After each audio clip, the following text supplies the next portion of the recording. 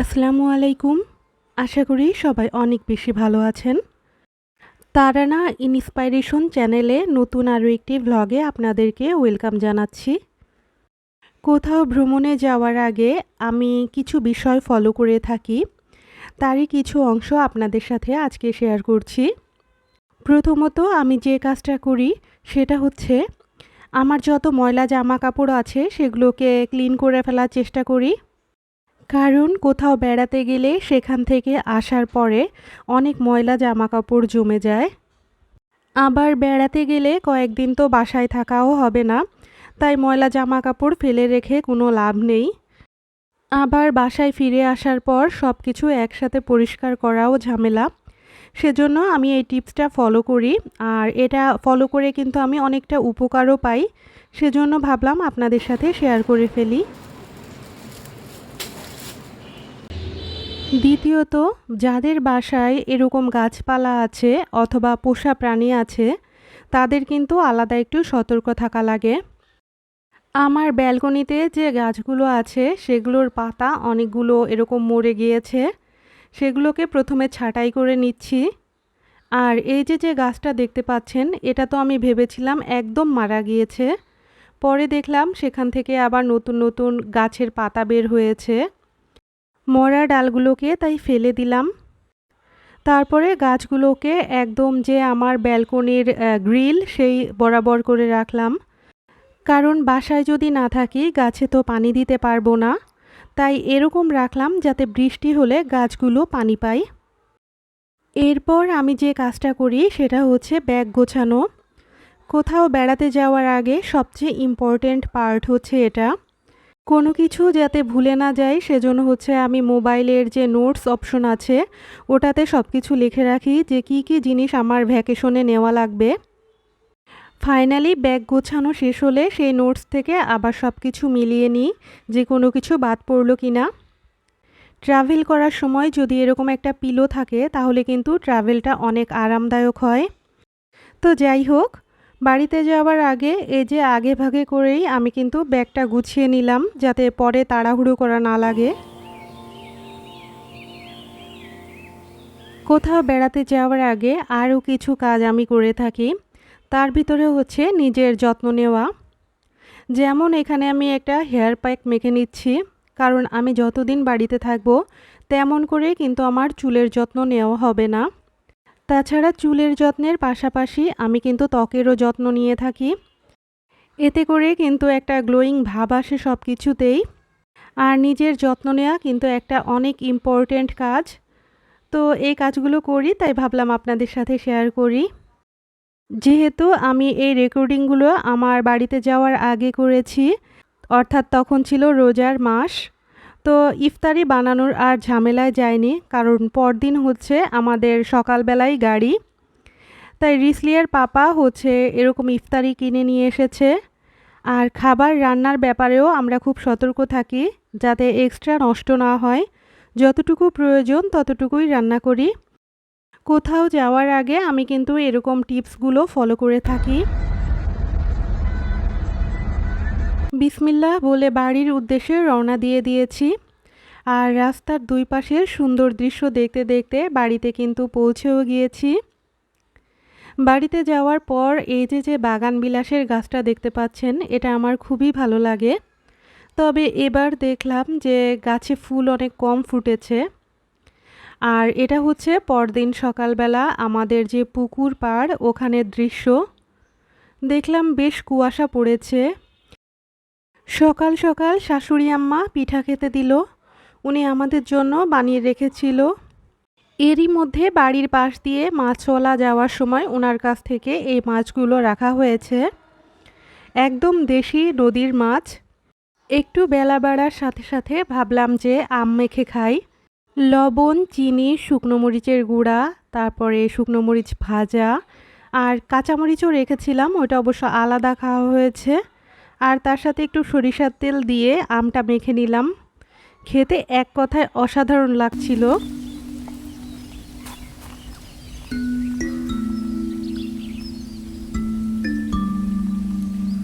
আগের ভ্লগে আপনারা দেখেছেন আমরা ঈদে কিন্তু কুয়াকাটা ঘুরতে গিয়েছিলাম।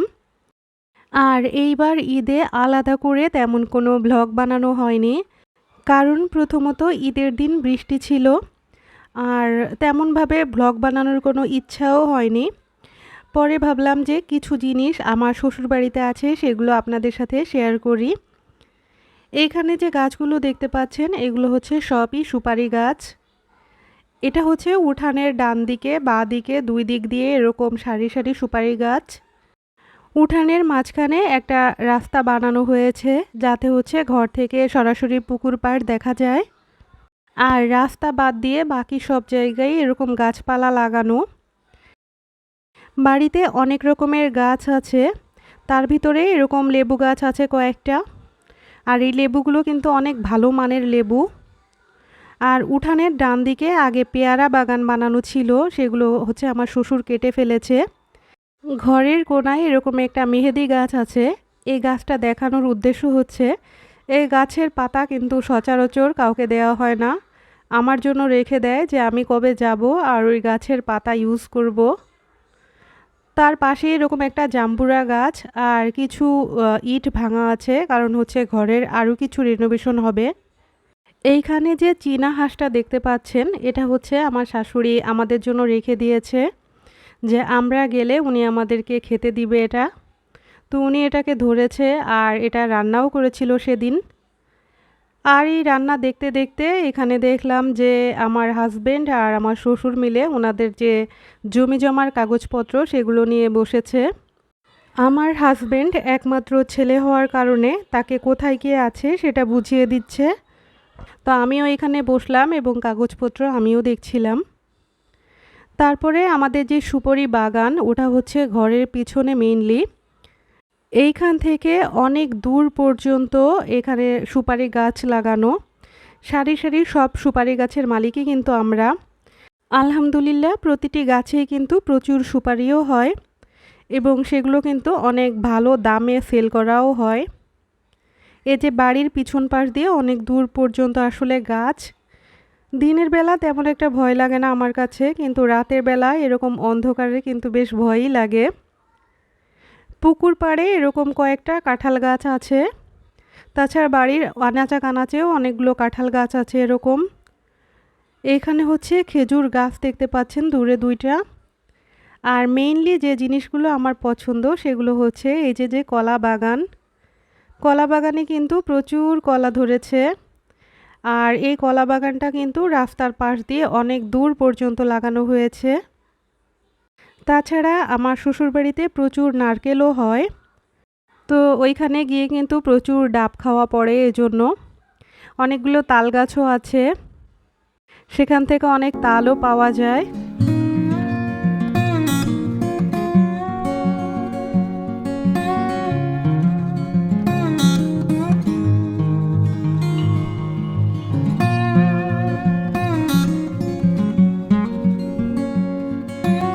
আলহামদুলিল্লাহ নারকেল গাছে দেখতেই পেলেন যে কত নারকেল ধরেছে।